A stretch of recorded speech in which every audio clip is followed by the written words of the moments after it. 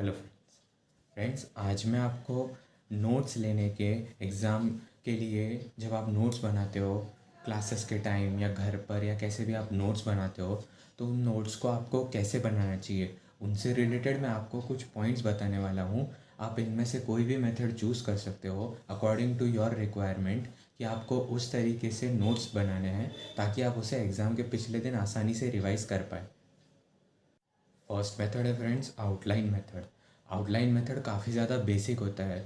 इस मेथड में आपको करना ये होता है कि जो हेडर पॉइंट्स होते हैं, जो कंसेप्ट्स होते हैं, काफ़ी बार हमने देखा होता है कि कोई चैप्टर के एंड में लास्ट में समरी या फिर कोई कुछ ही I think glossary something like that उसके अंदर हमें एक चार्ट दिया हुआ होता है कि जिसके अंदर कंसेप्ट्स का एक मैपिंग दिया हुआ होता है कि इस टॉपिक में ये कंसेप्ट है, इस चैप्टर में ये कंसेप्ट है, उसमें और दो कंसेप्ट्स हैं, ऑल दिस। ऐसे मैं आपको एक एग्जांपल दे रहा हूँ कि इस तरीके के आप नोट्स बना सकते हो। अगर ये आपके लिए फ़ायदेमंद प्रूफ होंगे तो आप इस तरीके के नोट्स बना सकते हो। हाँ, ये लास्ट मोमेंट के रिवीजन के लिए काफ़ी ज़्यादा यूज़फुल होता है। आप इसे देख के अपने आप को क्वेश्चन कर सकते हो कि इसमें क्या लिखा था, इस कंसेप्ट में क्या लिखा था। ऐसे क्वेश्चंस अपने आप को करके आप लास्ट मोमेंट पे पूरा का पूरा सिलेबस आप रिवाइज कर सकते हो। नेक्स्ट मेथड है गाइस कॉर्नेल मेथड। अब कॉर्नेल मेथड को मैं स्टार मार्क करूँगा क्योंकि इस मेथड को मैं काफ़ी सालों से फॉलो करता आया हूँ। अब आपको अपने एक पेज को डिवाइड कर देना है कुछ इस तरीके से। अब ये काफ़ी ज़्यादा इम्पॉर्टेंट है कि नोट्स जो है वो आपकी अंडरस्टैंडिंग के लिए होता है, सिर्फ और सिर्फ आपके लिए होता है। आपको उसे कहीं भी डिस्प्ले नहीं करना होता है, कहीं सबमिट नहीं करना होता है। तो आपको यहाँ पे किसी भी मार्जिन को कंसीडर नहीं करना होता है। मार्जिन्स इंपॉर्टेंट नहीं है गाइस। आपके सेल्फ नोट्स के लिए मार्जिन बिल्कुल भी इम्पॉर्टेंट नहीं है। तो आपको अपने पेज को कुछ इस तरीके से डिवाइड कर लेना है कि इतना पार्ट आप ड्यूरिंग क्लास की नोट्स के लिए आप इस्तेमाल करोगे। क्लास में जो आपको सिखाया जाता है उस वक्त लिखने के लिए, रिकॉर्ड करने के लिए तुरंत आप इस पार्ट का इस्तेमाल करोगे। अब ये हो जाने के बाद क्लास के बाद जब आप घर जाओगे, take your time, get fresh. I believe कि उसी दिन उस टॉपिक को रिवाइज करना बहुत ही ज़्यादा इम्पॉर्टेंट होता है क्योंकि ऐसा कहा जाता है कि जब लोहा गर्म होता है तभी हथौड़ा मार देना चाहिए। तो होता ऐसा है कि जब ये कंसेप्ट आपके दिमाग में फ्रेश होगा तभी आपको घर जाके इस चीज़ के रिवाइज कर लेना है, कुछ ना कुछ नोट्स आपके कंप्लीट कर लेने हैं। तो घर आने के बाद बाकी के दो पॉइंट्स जो आफ्टर क्लास के जो पॉइंट्स है, ये दोनों पॉइंट्स वहाँ पे आपको इन दोनों को फिलअप कर देना है। अब ये आफ्टर क्लास में जो मैंने लिखा है यहाँ पे आपको आपके डाउट्स लिखने हैं, आपके क्वेश्चंस लिखने हैं। अगर कोई भी आपको क्वेश्चंस है इनसे रिलेटेड तो आपको यहाँ पे ये लिखने हैं ताकि आप नेक्स्ट क्लास में या जब भी आपको ऑनलाइन टीचिंग या एनीथिंग तब आपको उन सवाल को आप उनसे, सर से, फैकल्टी से आप पूछ सकते हो, क्लियर कर सकते हो। नेक्स्ट पार्ट है यहाँ पे समरी।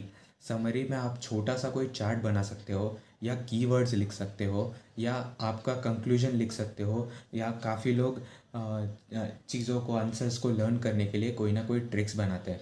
जैसे कि शॉर्ट में कोई स्मार्ट कोड या समथिंग लाइक दैट ऐसा हो गया। जैसे कि अगर 5 हेडिंग्स है मेरे पास, 5 हेडिंग्स में मैं मुझे उन्हें याद रखना है। तो 5 हेडिंग्स के शुरुआत के मैं एक एक लेटर पिकअप करूँगा। Now I have 5 letters. अब इन 5 लेटर्स को मैं लेकर के कोई ना कोई वर्ड बना दूंगा। थोड़ा बहुत रियल वर्ड नहीं भी हो, फ़नी हो तो भी चलेगा, बट रियल नहीं हो तो भी इट्स कम्प्लीटली फाइन। तो अब मुझे उस वर्ड को याद रखना है और फिर उस वर्ड की वजह से मुझे सारे के सारे पॉइंट्स याद रह जाएंगे। तो यहाँ पे मैं उस स्मार्ट कोड को, उस छोटे से एक्रोनिम जिसे कहा जाता है, वो लिख सकता हूँ। नेक्स्ट मेथड है गाइस माइंड मैप मेथड। अब माइंड मैप मेथड पूरी तरीके से सिमिलर है आउटलाइन मेथड से, पर इसमें फ़र्क सिर्फ इतना है कि आउटलाइन मेथड में आप वर्टिकली नोट्स बनाते हो, वर्टिकली मैप बनाते हो, पर माइंड मैप मेथड में आपको हॉरिजॉन्टली नोट्स बनाने होते हैं। अब जब आपने टॉपिक इस तरीके से लिखा तो 3 सब टॉपिक यहाँ पर, 3 सब टॉपिक यहाँ पर। इनमें भी फर्दर अगर आपको कुछ ऐसा लिखना होता है जैसे मैंने आपको एक्रोनिम वाला तरीका बताया या एनीथिंग जो आपको आंसर्स याद रखने में इजी पड़े, कोई भी कुछ भी चीज़ हो सकती है, एनीथिंग लाइक दैट। आपके क्लासेस में कोई आपको पोएम बनाकर सिखाई हो, कोई गाने से रिलेट करवा के सिखाया हो, आप वो लिख सकते हो। तो इसमें यहाँ पे आप उस मेमोरी टेक्निक को लिख सकते हो। यहाँ पे मैं लिख भी देता हूँ।